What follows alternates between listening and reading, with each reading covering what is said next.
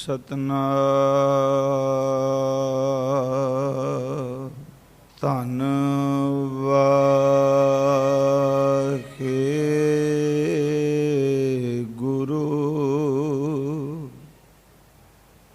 ਧੰਨ ਵਾਹਿਗੁਰੂ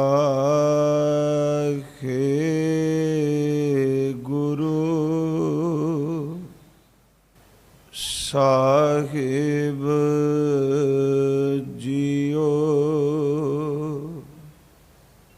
ਡੰਡੌਤ ਬੰਦਨ ਅਨਕ ਬਾਰ ਸਰਬ ਕਲਾ ਸਮਰੱਥ ਡੋਲਣ ਤੇ ਰਾਖੋ ਪ੍ਰਭੂ ਨਾਨਕ ਦੇ ਕਰ ਹੱਥ ਜੇਤਾ ਜਿਉ ਪਿੰਡ ਸਭ ਤੇਰਾ ਤੂੰ ਅੰਤਰ ਜਾਮੀ ਪੁਰਖ ਭਗਵਾਨ ਦਾਸਨ ਦਾਸ ਕਹੈ ਜਨ ਨਾਨਕ ਜੇਹਾ ਤੂੰ ਕਰਾਹੇ ਤੇਹਾ ਖਾਉ ਕਰੀ ਵਖਿਆਨ ਦਾਸਨ ਦਾਸ ਕਹੈ ਜਨ ਨਾਨਕ ਜੇਹਾ ਤੂੰ ਕਰਾਹੇ ਤੇਹਾ ਖਾਉ ਕਰੀ ਵਖਿਆਨ। ਪਰਮ ਸਨਮਾਨਯੋਗ ਸਤਿਗੁਰੂ ਗੁਰੂ ਗ੍ਰੰਥ ਸਾਹਿਬ ਕਿਰਪਾਲੂ ਜੀ ਦੇ ਪਾਵਨ ਪਵਿੱਤਰ ਖਜ਼ੂਰੀ ਅੰਦਰ ਸੁਭਾਏਮਾਨ ਗੁਰੂ ਸਵਾਰੇ ਸਤ ਸੰਗੀ ਜਨੋ ਸਤਿਗੁਰੂ ਗੁਰੂ ਤੇਗ ਬਹਾਦਰ ਸੱਚੇ ਪਾਤਸ਼ਾਹ ਜੀ ਖਜ਼ੂਰ ਨੇ ਗੁਰਤਾ ਗੱਦੀ ਤੇ ਬਿਰਾਜਮਾਨ ਹੋ ਕੇ ਆਪਣੀ ਮੁਬਾਰਕ ਰਚਨਾ ਤੋਂ ਗੁਰੂ ਗ੍ਰੰਥ ਸਾਹਿਬ ਜੀ ਵਿੱਚ ਜੋ ਉਹਨਾਂ ਦੇ ਅੰਮ੍ਰਿਤ ਬਚਨ ਨੇ 15 ਰਾਗਾਂ ਦੇ ਵਿੱਚ ਬਾਣੀ ਉਚਾਰਨ ਕੀਤੀ ਹੈ। ਇਹਨਾਂ 15 ਰਾਗਾਂ ਵਿੱਚ 59 ਸ਼ਬਦ ਨੇ ਸਾਹਿਬ ਗੁਰੂ ਤੇਗ ਬਹਾਦਰ ਜੀ ਦੇ ਤੇ 59 ਸ਼ਬਦਾਂ ਤੋਂ ਇਲਾਵਾ 57 ਸ਼ਲੋਕ ਧੰਨ ਗੁਰੂ ਤੇਗ ਬਹਾਦਰ ਜੀ ਨੇ ਉਚਾਰਨ ਕੀਤੇ। ਅੱਜ ਅਸੀਂ ਕੇਵਲ ਗੁਰੂ ਤੇਗ ਬਹਾਦਰ ਜੀ ਦੀ ਬਾਣੀ ਸਾਨੂੰ ਕੀ ਉਪਦੇਸ਼ ਕਰਦੀ ਹੈ ਹਜ਼ੂਰ ਦੇ ਅੰਮ੍ਰਿਤ ਬਚਨਾਂ ਵਿੱਚੋਂ ਔਰ ਗੁਰੂ ਗ੍ਰੰਥ ਸਾਹਿਬ ਦੀ ਬਾਣੀ ਵਿੱਚੋਂ ਵਿਚਾਰ ਕਰਾਂਗੇ। ਤੇ ਅਸਲ ਵਿੱਚ ਭਾਵੇਂ ਭੱਟ ਚਾਂਦ ਦੇ ਇਹ ਸ਼ਬਦ ਅਸੀਂ ਪੜ੍ਹਨੇ ਆ ਤੇਗ ਬਹਾਦਰ ਬੋਲਿਆ, ਉਹ ਕੇਵਲ ਸ਼ਹਾਦਤ ਤੱਕ ਹੀ ਨਹੀਂ ਗੋ ਜੋ ਗੁਰੂ ਤੇਗ ਬਹਾਦਰ ਜੀ ਨੇ ਆਪਣੀ ਰਚਨਾ ਤੋਂ ਬੋਲ ਕੇ ਸਾਨੂੰ ਨਿਰਮਲ ਉਪਦੇਸ਼ ਗੁਰਮਤਿ ਦਾ ਗੁਰਬਾਣੀ ਰੂਪ ਵਿੱਚ ਦਿੱਤਾ। ਅਸੀਂ ਉਸ ਅੰਮ੍ਰਿਤ ਬਚਨਾਂ ਦੀ ਵਿਚਾਰ ਕਰਾਂਗੇ। ਕਰੋ ਕਿਰਪਾਲਤਾ, ਆਪ ਜਿਤਨੇ ਵੀ ਬੈਠੇ ਹੋ ਗੁਰੂ ਤੇਗ ਬਹਾਦਰ ਜੀ ਦੇ ਚਰਨਾਂ ਦੀ ਟੇਕ ਲਈਏ ਔਰ ਅਰਦਾਸ ਕਰੀਏ ਸੱਚੀ ਸਰਕਾਰ ਆਪ ਸਭ ਥਾਈਂ ਸਹਾਇਤਾ ਕਰਨ ਵਾਲੇ ਹੋ, ਕਿਰਪਾ ਕਰੋ ਸਾਡੇ ਅੰਦਰ ਨੂੰ ਟਿਕਾ ਬਖਸ਼ੋ। ਆਪ ਸਹਾਇਤਾ ਕਰਕੇ ਆਪਣੇ ਅੰਮ੍ਰਿਤ ਬਚਨਾਂ ਦੀ ਵਿਚਾਰ ਆਪ ਹੀ ਕਰਾ ਲਵੋ। ਗੁਰੂ ਬਖਸ਼ੀ ਫਤਿਹ ਪ੍ਰਵਾਨ ਕਰੋ ਜੀ। ਵਾਹਿਗੁਰੂ ਜੀ ਕਾ ਖਾਲਸਾ, ਵਾਹਿਗੁਰੂ ਜੀ ਕੀ ਫਤਿਹ। ਸਤਿਗੁਰੂ ਗੁਰੂ ਤੇਗ ਬਹਾਦਰ ਜੀ ਦੀ 59 ਸ਼ਬਦ और 57 ਸ਼ਲੋਕ ਸਾਰੀ ਬਾਣੀ ਤਕਰੀਬਨ ਵਿੱਚ ਹਜ਼ੂਰ ਨੇ ਹਿੰਦੀ ਦੇ ਵਿੱਚ ਉਚਾਰਨ ਕੀਤੀ ਹੈ। ਗੁਰੂ ਤੇਗ ਬਹਾਦਰ ਜੀ ਦੀ ਬਾਣੀ ਦੀ ਇੱਕ ਵਿਲੱਖਣਤਾ ਹੈ, ਆਮ ਤੁਸੀਂ ਸ਼ਬਦ ਕੋਈ ਪੜ੍ਹੋ ਤੇ ਉਹਨਾਂ ਵਿੱਚ ਰਹਾਉ ਦੀ ਤੁਕ ਆਉਂਦੀ ਹੈ। ਕਈ ਸ਼ਬਦਾਂ ਵਿੱਚ ਦੋ ਦੋ ਰਹਾਉ ਦੀਆਂ ਤੁਕਾਂ ਨੇ, ਤੇ ਜਿੱਥੇ ਦੋ ਰਹਾਉ ਦੀਆਂ ਤੁਕਾਂ ਨੇ ਤੇ ਉੱਥੇ ਨਾਲ ਲਿਖਿਆ ਵੀ ਮਿਲੇਗਾ ਪਹਿਲੇ ਰਹਾਉ ਤੋਂ ਬਾਅਦ ਸ਼ਬਦ ਆਵੇਗਾ ਰਹਾਉ ਦੂਜਾ। ਇਹ ਕਿਉਂ? ਪਹਿਲੇ ਰਹਾਉ ਦੇ ਕਈ ਸ਼ਬਦ ਐਸੇ ਨੇ ਜਿਨ੍ਹਾਂ ਵਿੱਚ ਚਾਰ ਤੁਕਾਂ ਰਹਾਉ ਦੀਆਂ ਨੇ, ਪਰ ਆਮ ਤੌਰ ਤੇ ਜਿੱਥੇ ਦੋ ਰਹਾਉ ਨੇ ਉਹਦਾ ਕੋਈ ਭਾਵ ਹੈ। ਪਹਿਲੀ ਰਹਾਉ ਦੀ ਤੁਕ ਵਿੱਚ ਸਤਿਗੁਰੂ ਕਿਰਪਾ ਕਰਕੇ ਆਪ ਪ੍ਰਸ਼ਨ ਕਰਦੇ ਨੇ, ਤੇ ਦੂਜੀ ਰਹਾਉ ਦੀ ਤੁਕ ਵਿੱਚ ਆਪਣੇ ਕੀਤੇ ਹੋਏ ਪ੍ਰਸ਼ਨ ਦਾ ਉੱਤਰ ਵੀ ਆਪ ਦਿੰਦੇ। ਪਹਿਲੀ ਰਹਾਉ ਸਿਰਫ ਪ੍ਰਸ਼ਨ ਹੈ, ਤੇ ਦੂਜੀ ਰਹਾਉ ਜੋ ਹੈ ਉਹ ਹਜ਼ੂਰ ਨੇ ਆਪਣੇ ਕੀਤੇ ਹੋਏ ਪ੍ਰਸ਼ਨ ਦਾ ਆਪ ਉੱਤਰ ਦਿੱਤਾ ਹੈ। ਤੁਸੀਂ ਆਮ ਤੌਰ ਤੇ ਪੜ੍ਹੋਗੇ ਰਹਾਉ ਦੀਆਂ ਤੁਕਾਂ ਕਈ ਵਾਰੀ ਸ਼ਬਦ ਦੇ ਵਿਚਕਾਰ ਜਾ ਕੇ ਹੋਣਗੀਆਂ, ਕਈ ਵਾਰੀ ਰਹਾਉ ਦੀਆਂ ਤੁਕਾਂ ਦੋ ਤੁਕਾਂ ਲੰਘਣ ਤੋਂ ਬਾਅਦ ਮਿਲਣਗੀਆਂ। ਆਪ 59 ਸ਼ਬਦ ਗੁਰੂ ਤੇਗ ਬਹਾਦਰ ਜੀ ਦੇ ਪੜ੍ਹਿਓ ਤੇ ਹਰ ਇੱਕ ਸ਼ਬਦ ਦੀਆਂ ਪਹਿਲੀਆਂ ਤੁਕਾਂ ਹੀ ਰਹਾਉ ਦੀਆਂ ਤੁਕਾਂ। 59 ਸ਼ਬਦਾਂ ਵਿੱਚ ਕੋਈ ਸ਼ਬਦ ਐਸਾ ਨਹੀਂ ਕਿ ਜਿੱਥੇ ਰਹਾਉ ਦੀ ਤੁਕ ਕਿਤੇ ਵਿਚਕਾਰ ਜਾ ਕੇ ਹੋਵੇ। 59 ਸ਼ਬਦਾਂ ਵਿੱਚ ਜੋ ਪਹਿਲੀ ਤੁਕ ਹੈ ਗੁਰਮੁਖੋ, ਉਹ ਪਹਿਲੀ ਤੁਕ ਹੀ ਗੁਰੂ ਜੀ ਨੇ ਰਹਾਉ ਦੀ ਤੁਕ ਬਣਾਈ ਹੈ। ਆਪ ਬਾਣੀ ਪੜ੍ਹਨ ਵਾਲੇ ਬੈਠੇ ਹੋ, ਮੈਂ ਗੁਰੂ ਤੇਗ ਬਹਾਦਰ ਜੀ ਦੇ ਸਭ ਤੋਂ ਪਹਿਲਾ ਬਚਨ ਜੋ ਗੁਰੂ ਗ੍ਰੰਥ ਸਾਹਿਬ ਵਿੱਚ ਹੈ ਤੇ ਸਭ ਤੋਂ ਅਖੀਰਲਾ ਬਚਨ ਜੋ ਗੁਰੂ ਗ੍ਰੰਥ ਸਾਹਿਬ ਵਿੱਚ ਹੈ, ਅਸੀਂ ਇਹ ਦੋ ਗੱਲਾਂ ਗੁਰੂ ਜੀ ਦੀਆਂ ਸਮਝ ਆਈਏ ਤੇ ਸਾਨੂੰ ਗੁਰੂ ਤੇਗ ਬਹਾਦਰ ਜੀ ਦੇ ਸਿਧਾਂਤ ਦਾ, ਉਹਨਾਂ ਦੇ ਮੁਬਾਰਕ ਬਚਨਾਂ ਦੀ ਸਮਝ ਪੈ ਜਾਏਗੀ। ਗੁਰੂ ਤੇਗ ਬਹਾਦਰ ਜੀ ਨੇ ਸ੍ਰੀ ਰਾਗ ਵਿੱਚ ਦਾਤਾ ਜੀ ਦਾ ਕੋਈ ਸ਼ਬਦ ਨਹੀਂ, ਮਾਂਝ ਰਾਗ ਵਿੱਚ ਗੁਰੂ ਤੇਗ ਬਹਾਦਰ ਜੀ ਦਾ ਕੋਈ ਬਚਨ ਨਹੀਂ। ਗੁਰੂ ਤੇਗ ਬਹਾਦਰ ਜੀ ਨੇ ਤੀਸਰਾ ਰਾਗ ਗੁਰੂ ਗ੍ਰੰਥ ਸਾਹਿਬ ਦਾ ਗੌੜੀ ਹੈ, ਤੇ ਗੌੜੀ ਰਾਗ ਵਿੱਚ ਉਹਨਾਂ ਦੀ ਪਹਿਲਾ ਸ਼ਬਦ, ਪਹਿਲੀ ਬਾਣੀ, ਇਉਂ ਕਹਿ ਲਈਏ ਉਹਨਾਂ ਦੀ ਬਾਣੀ ਦਾ ਪਹਿਲਾ ਰਾਗ ਜੋ ਹੈ ਉਹ ਗੌੜੀ ਰਾਗ ਹੈ। ਪਹਿਲਾ ਸ਼ਬਦ ਜੋ ਆਉਂਦਾ ਹੈ ਉਹਦੇ ਵਿੱਚ ਸੱਚ ਜਾਣੋ ਗੁਰੂ ਤੇਗ ਬਹਾਦਰ ਜੀ ਨੇ ਇੱਕ ਪੂਰਨ ਪੁਰਖ, ਇੱਕ ਸੱਚਮੁੱਚ ਪਰਮਾਤਮਾ ਦੇ ਚਰਨਾਂ ਵਿੱਚ ਜੁੜੇ ਹੋਏ ਸੰਤ ਜਨ ਦੇ ਜੀਵਨ ਨੂੰ ਬਿਆਨ ਕੀਤਾ ਹੈ। ਪਹਿਲੀ ਤੁਕ ਵਿੱਚ ਪਹਿਲੇ ਸ਼ਬਦ ਵਿੱਚ ਕਿਹਾ, ਐ ਇਨਸਾਨ, ਜੇ ਤੂੰ ਕਿਸੇ ਮੰਜ਼ਿਲ ਤੇ ਪਹੁੰਚਣਾ ਚਾਹੁੰਦਾ ਤੇ ਇਸ ਚੀਜ਼ ਨੂੰ ਆਪਣੀ ਜ਼ਿੰਦਗੀ ਵਿੱਚੋਂ ਮੁਨਫੀ ਕਰ ਦੇ, ਇਹਨੂੰ ਤਿਆਗ ਦੇ। ਤੇ ਜਦੋਂ ਅੰਤਲਾ ਸ਼ਬਦ ਪੜਿਆ, ਕਹਿਣ ਲੱਗੇ ਜੇ ਜ਼ਿੰਦਗੀ ਵਿੱਚ ਕੁਝ ਖੱਟ ਕੇ ਜਾਣਾ ਚਾਹੁੰਦਾ ਤੇ ਇਸ ਵਸਤੂ ਨੂੰ ਘੁੱਟ ਕੇ ਪਕੜ ਲੈ, ਇੱਕ ਨੂੰ ਤਿਆਗ ਦੇ, ਇੱਕ ਨੂੰ ਘੁੱਟ ਕੇ ਪਕੜ ਲੈ। ਗੁਰੂ ਤੇਗ ਬਹਾਦਰ ਜੀ ਨੇ ਪਹਿਲੀ ਗੱਲ ਤਿਆਗ ਦੀ ਕੀਤੀ। ਤਿਆਗਣਾ ਕੀ ਹੈ? ਮੈਂ ਅੱਜ 2-3 ਵਿਸ਼ੇ ਬਾਣੀ ਵਿੱਚੋਂ ਅਰਜ਼ ਕਰਨੇ ਨੇ। ਇੱਕ ਤਿਆਗ, ਦੂਸਰਾ ਬੈਰਾਗ, ਤੇ ਤੀਸਰਾ ਗੁਰੂ ਤੇਗ ਬਹਾਦਰ ਜੀ ਦੀ ਬਾਣੀ ਵਿੱਚ ਅਨੁਰਾਗ। ਤਿਆਗ ਵੀ ਹੈ, ਬੈਰਾਗ ਵੀ ਹੈ, ਤੇ ਇੱਕ ਸ਼ਬਦ ਤੁਸੀਂ ਤਿਆਗ ਤੇ ਬੈਰਾਗ ਦੇ ਅਰਥ ਸਮਝ ਗਏ ਹੋਵੋਗੇ। ਅਨੁਰਾਗ ਦਾ ਆਖਰੀ ਅਰਥ ਹੈ ਪ੍ਰੇਮ, ਸੰਸਾਰ ਤੋਂ ਭਗੌੜੇ ਹੋਣ ਵਾਲਾ ਬੈਰਾਗ ਨਹੀਂ। ਗੁਰੂ ਤੇਗ ਬਹਾਦਰ ਜੀ ਬੈਰਾਗੀ ਬਣਾ ਕੇ ਇਨਸਾਨ ਨੂੰ ਪਰਮਾਤਮਾ ਦੇ ਅਨੁਰਾਗ ਵੀ ਜੋੜ ਦਿੰਦੇ, ਪਿਆਰ ਵੀ ਜੋੜਦੇ। ਪਹਿਲੀ ਗੱਲ ਗੁਰੂ ਤੇਗ ਬਹਾਦਰ ਜੀ ਨੇ ਦੀ ਕੀਤੀ, ਕਹਿਣ ਲੱਗੇ ਤਿਆਗ ਸਕਣਾ ਤੇ ਤਿਆਗ ਦੇ।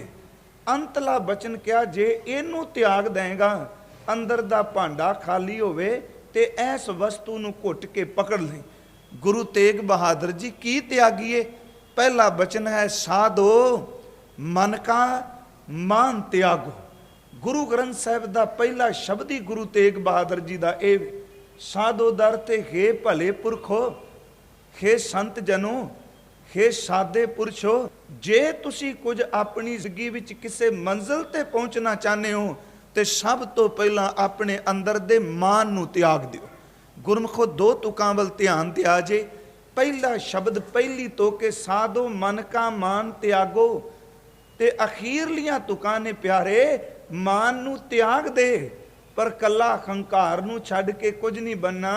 तू एक चीज घुट के पकड़ लै कि राम नाम उर मैं गयो। हुण गए दा आखरी अर्थ हुंदा पकड़ना, त्याग दा अर्थ हुंदा छड्ड देना। मान नूं छड्ड दे ते नाम नूं घुट के पकड़ लै। इत्थे एक मैं होर बेनती करां कि गुरमुखी विच जदों असीं मान लिखने हैं जां बाणी विचों पढ़ने हैं, पहला मम्मा है, फिर अगे कन्ना आदि मात्रा कह सकांगे हिंदी विच, फिर आउंदा नन्ना। मान इसे तरह बनता है। तो जदों आपां नाम लिखने हाँ, इसे मान दे अखरां नूं पलट दिओ ते नाम बन जाएगा, ते नाम नूं पलट दिओ ते मान बन जाएगा। जदों आपां नाम लिखने हाँ, अखर यही लगते ने, नन्ना कन्ना ते मम्मा नाम।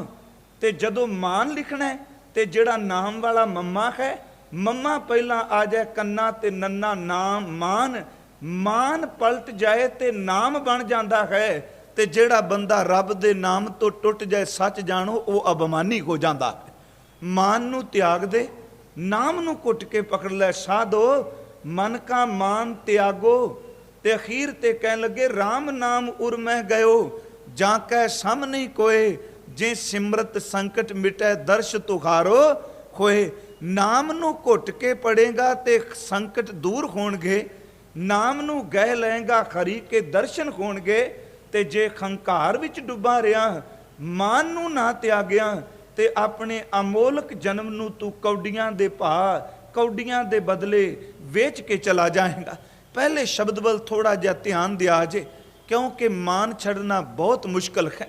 गुरमुखो, इंसान खाना त्याग सकता है, इंसान तन दे बस्तर त्याग सकता है, इंसान अपने घर बार नूं त्याग सकता है, इंसान अपने शरीर नूं भी त्याग सकता है। पर हंकार ऐसा है जिहड़ा मरण तो बाद शरीर तां सड़ जांदा है, पर हंकार नहीं सड़दा। हंकार तां मरण तो बाद अगले जन्म विच फिर जा घेरदा है। मान छड्डना बहुत मुश्किल है। गुरु जी ने बाणी विच फरमाया है, कहंदे ने जे कोई बंदा माया छड्ड के ये कह दे कि देखो जी मैं तां लखां त्याग दिते, गुरु जी कहंदे ने लखां त्यागे जरूर ने, पर पहला लखां पति मैं, उदों खौमे सी मैं लखपति, ते हुण लखां दा त्यागी मैं तां उत्थे खलोती है। भावें लखपति होवे ते भावें लखां दा त्यागी होवे। गुरु साहिब दी बाणी विच कबीर जी ने एक बचन कहा, कहंदे ने कबीर माया तजी तो क्या भया, मान नूं छड्ड। साधो मन का मान त्यागो, माया तजी तो क्या भया, जो मान तजिया नहीं जाए। क्यों जी? कहन लगे मान मुनि मुन वर गले, मान सबे को खाए। साधो मन का मान त्यागो। वड्डे वड्डे ऋषि मुनि महात्मा धर्मात्मा इस अहंकार ने, इस मान ने खा लए ने। तू मैं नूं छड़ दे। इसे बचन नूं बाबा रविदास जी ने, भगत जी ने अपनी बाणी विच कहा कि जेड़े लोग मान नूं छड़ दिंदे ने, साईं नाम उन्हां दे कोले, ते जिन्हां ने मान नूं नहीं त्यागिया, गुरमुखो वो साईं नाम नूं कदी पा नहीं सकणगे। असी बचन पढ़दे हां, जब खम होते मन का मान त्यागो, जब खम होते तब तू नाही, ते जिदन मान त्याग दिता अब तू ही मैं नाही। जिदन मैं है उदों तू नहीं अंदर आएगी, ते जिस दिन तू खत्म हो गई, चेते रखी उदन खंकार खौमे बोलेगी, ते जिदन खौमे मर जाएगी उदन अंदर केवल तू रह जाएगा। कबीर जी ने इसे मान नूं त्यागन दा एक जुगत दसी। वो कहन लगे कबीर तू तू करता तू हुआ, मन का मान त्यागो, तू तू करता तू हुआ, मुझ में रहा न हूं, जब आपा पर का मिट गया, जत देखूं तत तू। पहला बचन खजूर गुरु तेग बहादुर जी ने क्या, साधो मन का मान त्यागो। ते हुण अगला बचन कीता, कहन लगे मान नूं छड़ दे, काम क्रोध संगत दुर्जन की। काम नूं त्याग दे सजना, क्रोध दी संगत तो दूर रह।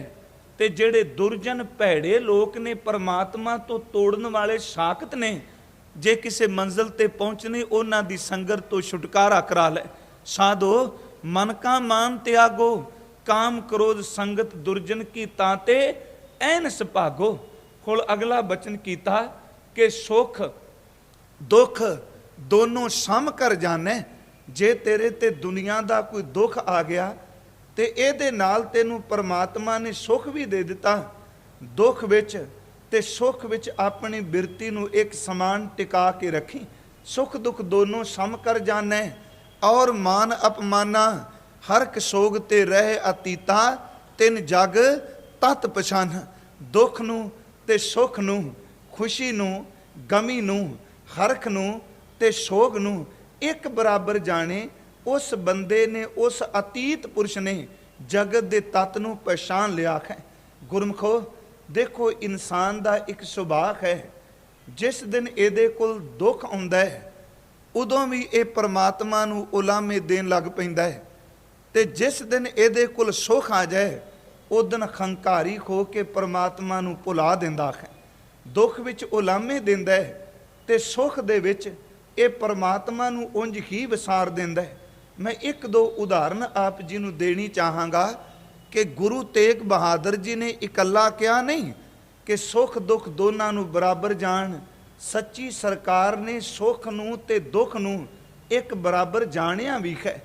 ਇੱਕ ਉਦਾਹਰਨ ਹੈ ਆਪ ਜੀ ਦੇ ਸਮਕਸ਼ ਕਿ ਗੁਰੂ ਤੇਗ ਬਹਾਦਰ ਜੀ ਅੰਮ੍ਰਿਤਸਰ ਸਾਹਿਬ ਦੀ ਤੇ ਆਗਮਨ ਹੋਇਆ ਧਰਤੀ ਤੇ। ਕਰਤਾਰਪੁਰ ਸਾਹਿਬ ਦੀ ਧਰਤੀ ਤੇ ਖਜ਼ੂਰ ਦਾ ਵਿਵਾਹ ਹੋਇਆ। ਕੀਰਤਪੁਰ ਸਾਹਿਬ ਦੀ ਧਰਤੀ ਤੋਂ ਬਖਸ਼ੀਸ਼ ਮਿਲੀ। ਬਾਬਾ ਬਕਾਲਾ ਸਾਹਿਬ ਦੀ ਧਰਤੀ ਤੇ ਗੁਰੂ ਜੀ ਪ੍ਰਗਟ ਹੋਏ। ਗੁਰੂ ਤੇਗ ਬਹਾਦਰ ਜੀ ਦਾ ਆਗਮਨ 1621 ਦਾ ਹੈ। ਸਾਹਿਬ ਗੁਰੂ ਕਲਗੀਧਰ ਜੀ ਦਾ ਆਗਮਨ 1666 ਦਾ ਹੈ। ਸਤਿਗੁਰੂ ਗੁਰੂ ਤੇਗ ਬਹਾਦਰ ਕਿਰਪਾਲੂ ਜੀ, ਉਹਨਾਂ ਦੇ ਘਰ ਅੰਦਰ ਸੰਤਾਨ ਨਾ ਤਾਂ ਕਰਤਾਰਪੁਰ ਦੀ ਧਰਤੀ ਤੇ ਨਾ ਬਾਬਾ ਬਕਾਲਾ ਸਾਹਿਬ ਦੀ ਧਰਤੀ ਤੇ। ਗੁਰਮਖੋ ਅਸੀਂ ਗ੍ਰਸਤੀ ਸੱਜਣ ਬੈਠੇ ਹਾਂ। ਕੋਈ ਇਨਸਾਨ ਜਦੋਂ ਆਪਣੇ ਬੱਚੇ ਦਾ ਵਿਆਹ ਕਰਦਾ ਹੈ 2-4 ਸਾਲ ਬਾਅਦ ਉਹਦੇ ਘਰ ਸੰਤਾਨ ਨਾ ਹੋਵੇ ਤੇ ਸਾਡਾ ਸਮਾਜ ਵੀ ਮੂੰਹ ਖੋਲਦਾ ਹੈ, ਸਾਡੇ ਪਰਿਵਾਰ ਦੇ ਲੋਕ ਵੀ ਟਿਕਣ ਨਹੀਂ ਦਿੰਦੇ। ਪਰ ਕਦੀ ਦੇਖੋ ਕਿ ਗੁਰੂ ਤੇਗ ਬਹਾਦਰ ਜੀ ਦੇ ਵਿਆਹ ਤੋਂ 2 ਸਾਲ ਬਾਅਦ, 4 ਸਾਲ ਬਾਅਦ ਨਹੀਂ, 30 ਸਾਲ ਬਾਅਦ ਮੇਰੇ ਪਰਮ ਪਿਤਾ ਪਰਮਾਤਮਾ ਨੇ ਉਹਨਾਂ ਦੇ ਘਰ ਵਿੱਚ ਗੁਰੂ ਗੋਬਿੰਦ ਸਿੰਘ ਜੀ ਨੂੰ ਭੇਜਿਆ। 30 ਸਾਲ ਵਿਆਹ ਤੋਂ ਬਾਅਦ ਨੇ, ਸ਼ਾਦੀ ਤੋਂ ਬਾਅਦ ਨੇ।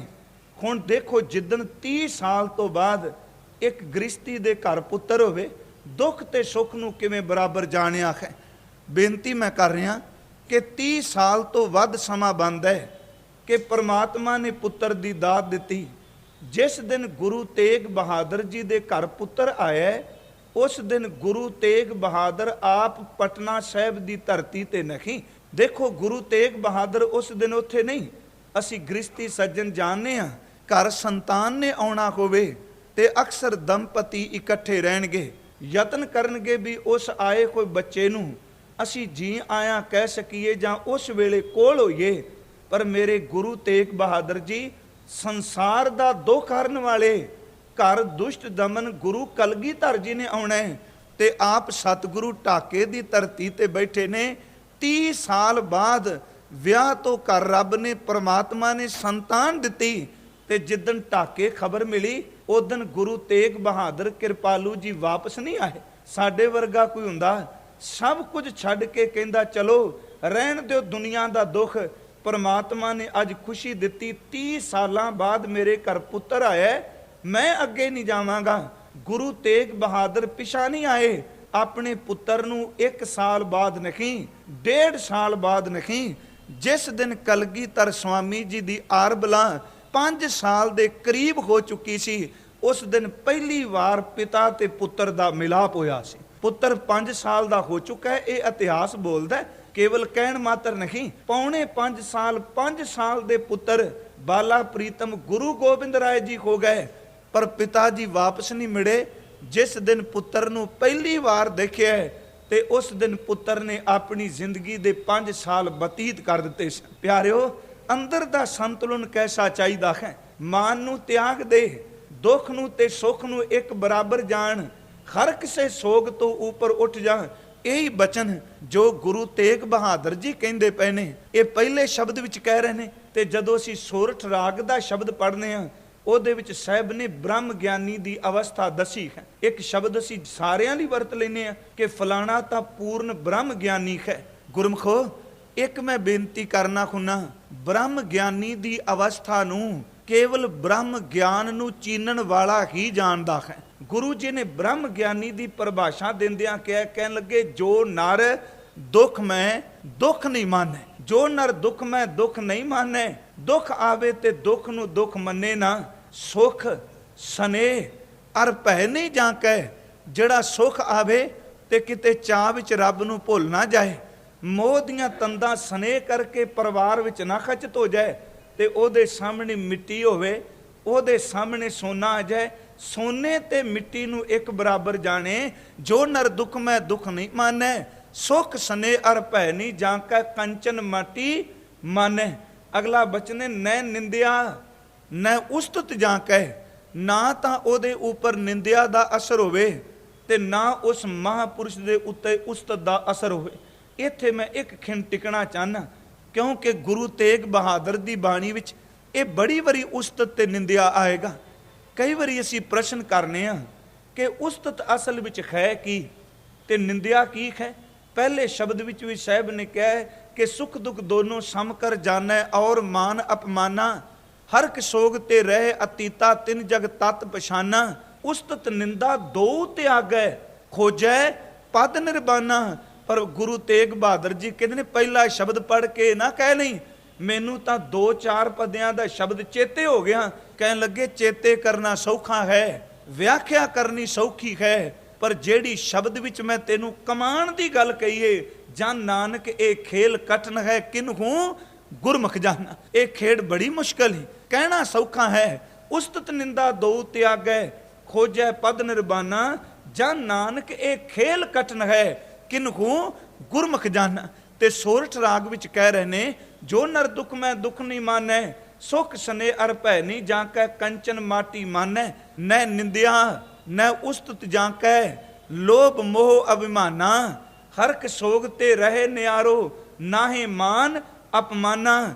ਆਸਾ ਮਨਸਾ ਸਗਲ ਤਿਆਗੈ, ਜਗ ਤੇ ਰਹਿ ਨਿਰਾਸਾ। ਗੁਰਮੁਖੋ ਬ੍ਰਹਮ ਗਿਆਨੀ ਹੈ, ਕਾਮ ਕ੍ਰੋਧ ਜੈ ਪਰਸੈ ਨਾ ਹੈ। ਜਿਹਨੂੰ ਕਾਮ ਕ੍ਰੋਧ ਸਪਰਸ਼ ਹੀ ਨਾ ਕਰੇ, ਕਿਤਨੀ ਪਰਮ ਅਵਸਥਾ ਹੋਵੇਗੀ। ਇੱਥੇ ਮੈਂ ਰੁਕਣਾ ਚਾਹਨਾ, ਉਸਤਤ ਕੀ ਤੇ ਨਿੰਦਿਆ ਕੀ ਹੈ। ਸਾਡੀ ਇੱਕ ਵਾਦੀ ਹੈ ਹਿਊਮਨ ਬੀਇੰਗ। ਕੱਲਾ ਇਹ ਨਾ ਸਮਝਿਓ ਆਪ ਜੀ, ਹਰ ਬੰਦੇ ਦੇ ਅੰਦਰ ਦੀ ਇੱਕ ਅਵਸਥਾ ਹੈ। ਇਹ ਉਸਤਤ ਆਪਣੀ ਸੁਣ ਕੇ ਪ੍ਰਸੰਨ ਹੁੰਦਾ ਹੈ ਤੇ ਨਿੰਦਿਆ ਦੂਜੇ ਦੀ ਸੁਣ ਕੇ ਖੁਸ਼ ਹੁੰਦਾ ਹੈ। ਤਵੱਜੋ ਦਿਆ ਜੇ, ਉਸਤਤ ਹਮੇਸ਼ਾ ਖੁਸ਼ਾਮਦੀ ਬੰਦੇ ਕਰਦੇ ਨੇ ਤੇ ਨਿੰਦਿਆ ਹਮੇਸ਼ਾ ਈਰਖਾਲੂ ਬੰਦੇ ਕਰਦੇ। ਫਿਰ ਸਮਝਿਓ, ਉਸਤਤ ਆਪਣੀ ਹੋਵੇ ਤੇ ਮਨ ਖੁਸ਼ ਹੈ, ਨਿੰਦਿਆ ਦੂਜੇ ਦੀ ਹੋਵੇ ਤੇ ਮਨ ਆਨੰਦਿਤ ਹੈ। ਉਸਤਤ ਹਮੇਸ਼ਾ ਖੁਸ਼ਾਮਦੀ ਬੰਦੇ ਕਰਨਗੇ ਤੇ ਨਿੰਦਿਆ ਹਮੇਸ਼ਾ ਵੈਰੀ ਬੰਦੇ, ਈਰਖਾ ਵਾਲੇ ਬੰਦੇ ਕਰਨਗੇ। ਹੁਣ ਇਸਤਤ ਤੇ ਨਿੰਦਿਆ ਇੱਕ ਸਿੱਕੇ ਦੇ ਦੋ ਪਹਿਲੂ ਨੇ, ਦੋ ਪਾਸੇ ਨੇ। ਇੱਕ ਪਾਸੇ ਉਸਤਤ ਹੈ ਤੇ ਦੂਜੇ ਪਾਸੇ ਸਿੱਕੇ ਦੇ ਨਿੰਦਿਆ ਹੈ। ਉਸਤਤ ਕੀ ਤੇ ਨਿੰਦਿਆ ਕੀ ਹੈ, ਇਹਨੂੰ ਥੋੜਾ ਜਿਹਾ ਆਪਾਂ ਸਮਝ ਲਈਏ। ਗੁਰਮਖੋ, ਉਸਤਤ ਦਾ ਆਖਰੀ ਅਰਥ ਹੁੰਦਾ ਹੈ ਸਿਫਤ ਕਰਨੀ। ਬਾਬਾ ਜੀ ਨੇ ਤੇ ਬਾਣੀ ਵਿੱਚ ਕਹੇ ਕਿ ਉਸਤਤ ਮਨ ਮੈਂ ਕਰ ਨਿਰੰਕਾਰ, ਪਰ ਇੱਥੇ ਕਿਹਾ ਉਸਤਤ ਨਿੰਦਾ ਦੋ ਤਿਆਗੈ, ਨੈ ਨਿੰਦਿਆ ਨੈ ਉਸਤਤ ਜਾਂਕੈ।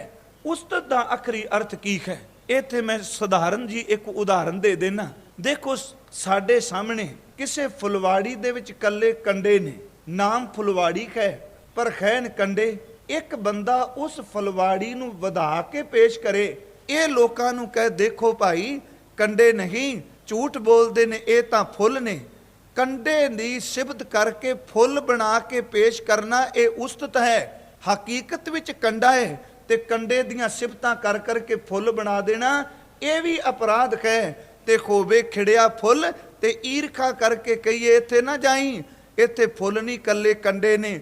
ਕੰਡੇ ਨੂੰ ਫੁੱਲ ਬਣਾ ਕੇ ਪੇਸ਼ ਕਰਨਾ, ਇਹ ਕੰਡੇ ਦੀ ਉਸਤਤ ਹੈ। ਤੇ ਫੁੱਲ ਨੂੰ ਕੰਡਾ ਕਹਿ ਕੇ ਲੋਕਾਂ ਵਿੱਚ ਪ੍ਰਚਾਰਨਾ, ਇਹ ਫੁੱਲ ਦੀ ਨਿੰਦਿਆ ਹੈ। ਫਿਰ ਬੇਨਤੀ ਸਰਵਣ ਕਰਿਓ, ਹੋਵੇ ਖਨੇਰਾ ਤੇ ਲੋਕਾਂ ਨੂੰ ਕਹੀ ਜਾਈਏ ਘਬਰਾਓ ਨਾ, ਉੱਥੇ ਚਾਨਣ ਹੈ। ਖਨੇਰੇ ਨੂੰ ਚਾਨਣ ਕਹਿਣਾ, ਇਹ ਖਨੇਰੇ ਦੀ ਉਸਤਤ ਹੈ। ਤੇ ਹੋਵੇ ਚਾਨਣ, ਪ੍ਰਕਾਸ਼ ਹੋਵੇ ਤੇ ਕਈ ਜਾਣਾ ਨਹੀਂ ਜੀ ਇੱਥੇ ਤਾਂ ਖਨੇਰਾ ਹੈ, ਚਾਨਣ ਨੂੰ ਖਨੇਰਾ ਕਹਿਣਾ ਚਾਨਣ ਦੀ ਨਿੰਦਿਆ ਹੈ, ਹਨੇਰੇ ਨੂੰ ਚਾਨਣ ਕਹਿ ਦੇਣਾ ਇਹ ਸੱਚ ਜਾਣੋ ਕਿ ਉਸ ਹਨੇਰੇ ਦੀ ਉਸਤਤ ਹੈ। ਹੋਵੇ ਕਮਾਈ ਵਾਲਾ ਸਤਪੁਰਸ਼ ਈਰਖਾ ਵਸ ਹੋ ਕੇ ਉਹਦੀ ਭੰਡੀ ਪ੍ਰਚਾਰ ਕਰ ਲੱਗ ਪੈਣਾ, ਇਹ ਅਸਲ ਵਿੱਚ ਨਿੰਦਿਆ ਹੈ। ਹੋਵੇ ਬੰਦਾ ਅਪਰਾਧੀ ਤੇ ਖੁਸ਼ਾਮਦ 4 ਟਕਿਆਂ ਦੀ ਖਾਤਰ ਉਹਦੀਆਂ ਸਿਫਤਾਂ ਕਰ ਲੱਗ ਪੈਣਾ, ਇਹ ਝੂਠੀ ਉਸਤਤ ਹੈ। ਗੁਰੂ ਜੀ ਨੇ ਕਿਹਾ ਨਾ ਤੂੰ ਉਸਤਤ ਕਰੀ, ਨਾ ਤੂੰ ਨਿੰਦਿਆ ਕਰੀ, ਉਸਤਤ ਤੇ ਨਿੰਦਿਆ ਤੋਂ ਉੱਪਰ ਉੱਠ ਜਾ। ਮੈਂ ਇੱਥੇ ਇੱਕ ਉਦਾਹਰਨ ਦੇਣੀ ਚਾਹਨਾ। ਗੁਰਮਖੋ ਬਹੁਤ ਮੁਸ਼ਕਲ ਹੈ ਇਸ ਅਵਸਥਾ ਨੂੰ ਪਹੁੰਚਣਾ। ਹੁਣ ਉਸਤਤ ਤੇ ਨਿੰਦਿਆ ਹੈ ਕਿ ਦੁਨੀਆ ਵਿੱਚ ਕੋਈ ਐਸੀ ਚੀਜ਼ ਨਹੀਂ ਜਿਹਦੇ ਵਿੱਚ ਪਰਮਾਤਮਾ ਨੇ ਗੁਣ ਨਹੀਂ ਪੈਦਾ ਕੀਤਾ। ਇਹ ਬੰਦੇ ਦੀ ਬਿਰਤੀ ਉਹਨੇ ਹਾਸਲ ਕੀ ਕਰਨਾ ਹੈ। ਭਾਈ ਗੁਰਦਾਸ ਜੀ ਨੇ ਇੱਕ ਬਹੁਤ ਸੋਹਣੀ ਉਦਾਹਰਨ ਦਿੱਤੀ ਹੈ ਉਸਤਤ ਤੇ ਨਿੰਦਿਆ ਸੰਬੰਧੀ। ਭਾਈ ਗੁਰਦਾਸ ਕਹਿੰਦੇ ਨੇ ਦੇਖੋ ਬੰਦੇ ਦਾ ਨਜ਼ਰੀਆ ਕੀ ਹੈ, ਆਪੋ ਆਪਣੀ ਸੋਚ ਹੈ। ਸਾਵਣ ਦਾ ਬੱਦਲ ਆਇਆ, ਕਾਲੀਆਂ ਘਟਾਵਾਂ ਚੜੀਆਂ, ਬਿਜਲੀ ਚਮਕੀ, ਬੱਦਲ ਗਰਜਿਆ, ਤੇ ਮੋਰ ਦਾ ਸੁਭਾਅ ਹੈ ਕਿ ਉਹ ਕਾਲੀ ਘਟਾ ਨੂੰ ਦੇਖ ਕੇ ਬੜਾ ਪ੍ਰਸੰਨ ਹੁੰਦਾ ਹੈ, ਆਨੰਦਿਤ ਹੁੰਦਾ ਹੈ, ਖੁਸ਼ੀ ਵਿੱਚ ਆਉਂਦਾ ਹੈ। ਮੋਰ ਨੇ ਕਾਲਾ ਬੱਦਲ ਦੇਖਿਆ ਤੇ ਪਹਿਲਾਂ ਪਾਣ ਲੱਗ ਪਿਆ। ਉਹਦੇ ਪੰਖ, ਉਹਦੇ ਖੰਭ ਬੜੇ ਸੋਹਣੇ ਸਨ। ਜਦੋਂ ਉਹਦੇ ਖੰਭਾਂ ਨੂੰ ਇੱਕ ਗੁਣ ਲੈਣ ਵਾਲੇ ਨੇ ਦੇਖਿਆ ਤੇ ਮਨ ਚ ਆਇਆ, ਕਹਿੰਦਾ ਪਰਮਾਤਮਾ ਚਿੱਤਰਕਾਰ ਪੇਂਟਰ ਤਾਂ ਇਸ ਦੁਨੀਆ ਵਿੱਚ ਵੀ ਬੜੇ ਨੇ, ਪਰ ਤੇਰੇ ਵਰਗਾ ਚਿੱਤਰਕਾਰ, ਤੇਰੇ ਵਰਗਾ ਕੋਈ ਪੇਂਟਰ ਨਹੀਂ। ਤੂੰ ਐਸੀ ਕਿਰਪਾ ਕੀਤੀ, ਦੁਨੀਆ ਦਾ ਚਿੱਤਰਕਾਰ ਕੋਈ ਰੰਗ ਭਰੇ ਤੇ ਧੁੱਪ ਵਿੱਚ ਰੰਗ ਫੇਟ ਹੋ ਜਾਏਗਾ, ਮੀਂਹ ਵਿੱਚ ਰੰਗ ਹੋ ਸਕਦਾ ਉਤਰ ਜਾਏ, ਕੁਝ ਸਾਲਾਂ ਤੋਂ ਬਾਅਦ ਉਹਦੇ ਭਰੇ ਕੋਈ ਰੰਗ ਮੱਧਮ ਪੈ ਜਾਂਦੇ ਨੇ। ਤੂੰ ਕਿਹੋ ਜਿਹਾ ਚਿੱਤਰਕਾਰ ਹੈ ਪਰਮਾਤਮਾ, ਜਿਸ ਦਿਨ ਦੀ ਮੋਰ ਦੀ ਤੂੰ ਨਸਲ ਪੈਦਾ ਕੀਤੀ ਉਸ ਦਿਨ ਦਾ ਇਹਦੇ ਖੰਭਾਂ ਵਿੱਚ ਇਹੋ ਜਿਹਾ ਰੰਗ ਭਰ ਦਿੱਤੇ ਹੀ, ਰੰਗ ਵੀ ਤਬਦੀਲੀ ਵੀ ਕੋਈ ਨਹੀਂ ਕੀਤੀ।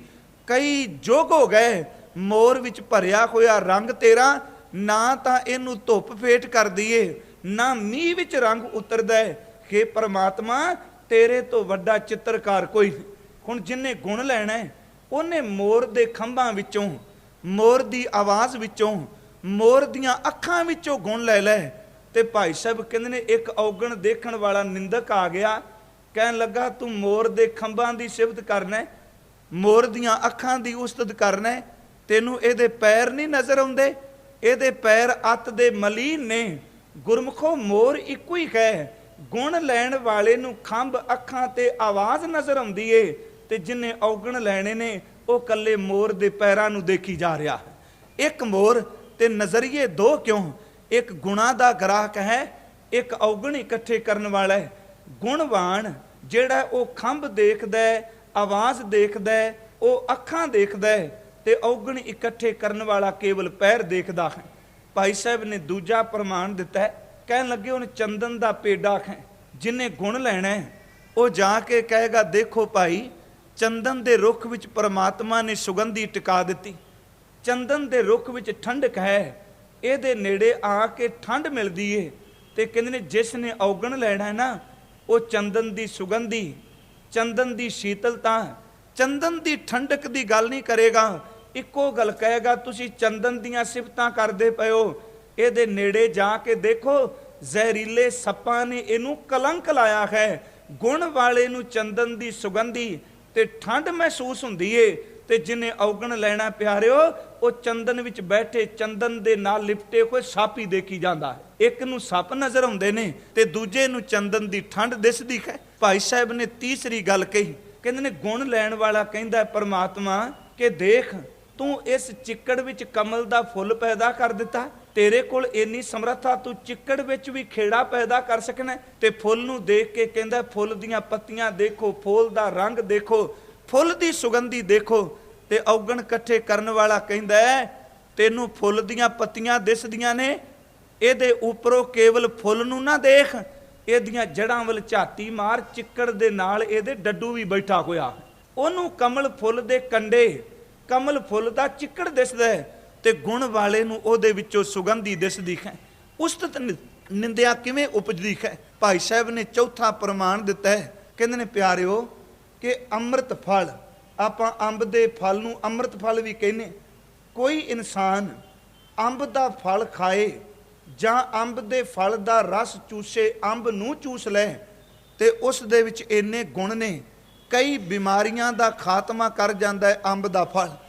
ਹੁਣ ਇੱਕ ਸਿਫਤ ਕਰਨ ਵਾਲੇ ਨੇ ਕਹਿ ਦਿੱਤਾ, ਪਰਮਾਤਮਾ ਤੂੰ ਕਿਹੋ ਜਿਹਾ ਕਿਰਪਾਲੂ ਹੈ, ਅੰਬ ਦੇ ਪੇਡੇ ਦੀ ਲੱਕੜ ਵਿੱਚ ਅੱਗ ਹੈ, ਤੂੰ ਤਾਂ ਅੱਗ ਵਿੱਚ ਵੀ ਰਸਦਾਇਕ ਫਲ ਪੈਦਾ ਕਰ ਦਿੱਤੇ, ਇਸ ਲੱਕੜ ਵਿੱਚੋਂ ਵੀ ਰਸ ਅੰਬ ਵਿੱਚ ਭਰ ਦਿੱਤਾ, ਤੇ ਅੰਬ ਦਾ ਰਸ ਕਈ ਰੋਗ ਦੂਰ ਕਰਦਾ ਹੈ। ਔਗਣ ਇਕੱਠੇ ਕਰਨ ਵਾਲਾ ਕਹਿੰਦਾ ਹੈ ਕਿ ਅੰਬ ਦਾ ਰਸ ਨਾ ਦੇਖ, ਇਹਦੀ ਗੁਠਲੀ ਨੂੰ ਤੋੜ ਕੇ ਇਹਦੇ ਵਿੱਚ ਜਿਹੜਾ ਬੀਜ ਪਿਆ ਹੈ, ਕਦੀ ਉਹਨੂੰ ਚੱਕ ਕੇ ਦੇਖ ਲੈ, ਉਹ ਤੋਂ ਜ਼ਹਿਰ ਤੋਂ ਵੱਧ ਕੌੜਾ ਹੈ।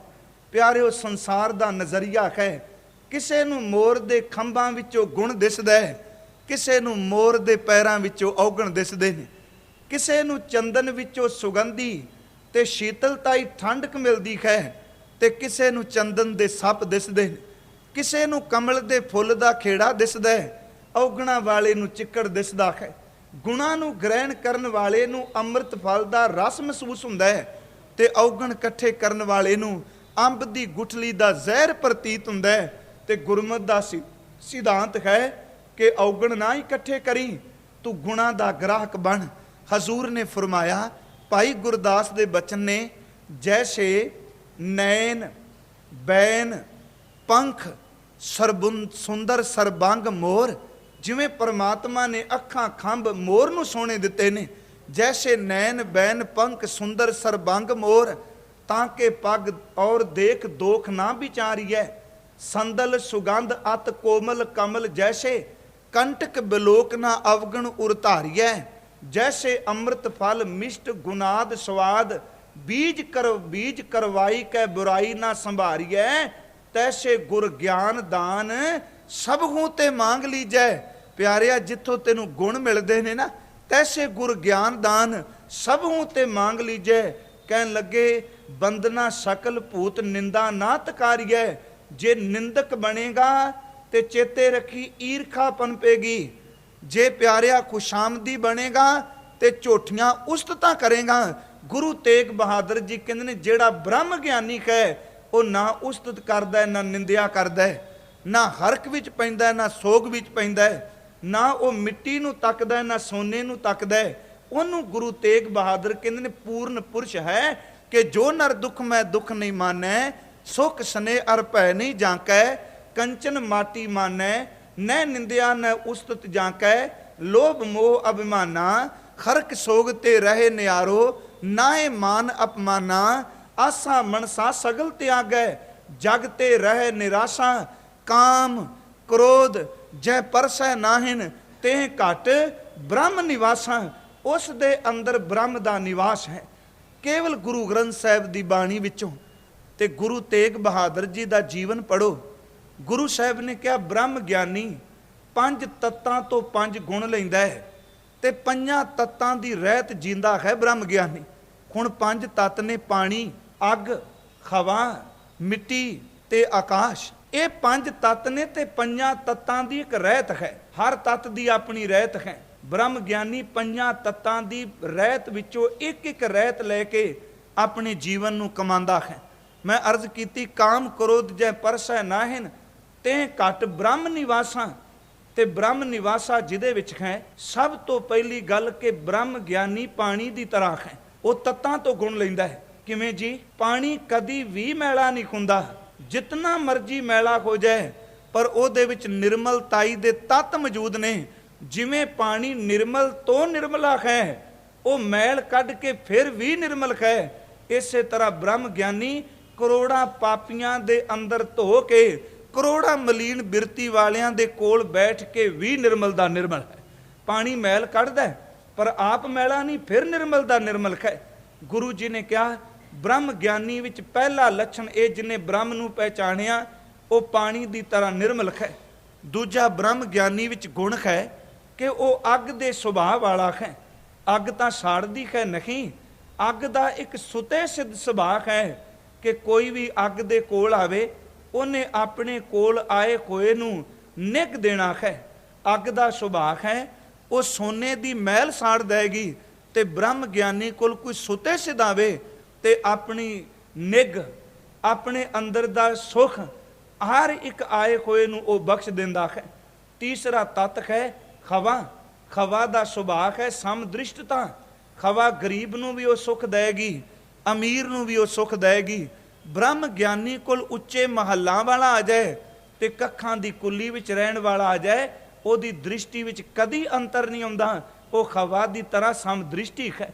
चौथा तत्त है कि मिट्टी, हुण धरती नूं कोई पट लै ते धरती रोंदी नहीं, वो उलामे नहीं दिंदी।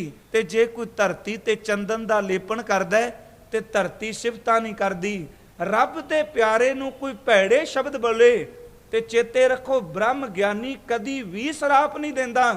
ते जे लोग ओनू जी आया कहण ते लोकां दियां झूठियां उस्तां नहीं करदा। मैं अर्ज कीती पंजवां तत्त है आकाश। किते भी चले जाओ आकाश परिपूर्ण है। इस धरती ते भी आकाश है, अमेरिका चले जाओ यही आकाश होते है।